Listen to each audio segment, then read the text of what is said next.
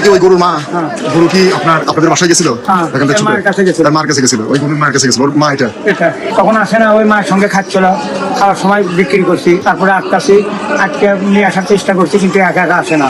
তখন মা সঙ্গে নিয়ে কালকে এনে পৌঁছে দিচ্ছি, দিয়ে মা নিয়ে আবার চলে গেছি। আজকে এনারা জবাই করার জন্য বাইক করছে, বাইক করে মানে গরু আটকাতে পারেনি, রশি টসি ছিঁড়ে মানে জবাই করার সময় উঠে আবার বাসায় আর মায়ের কাছে উঠে গেছে। পরে আবার মায়ের কাছে যায় দাঁড়াচ্ছে, তখন আবার ধরতে পারছি, ধরে আবার মা সঙ্গে নিয়ে ওকে নিয়ে আবার এখানে আসে।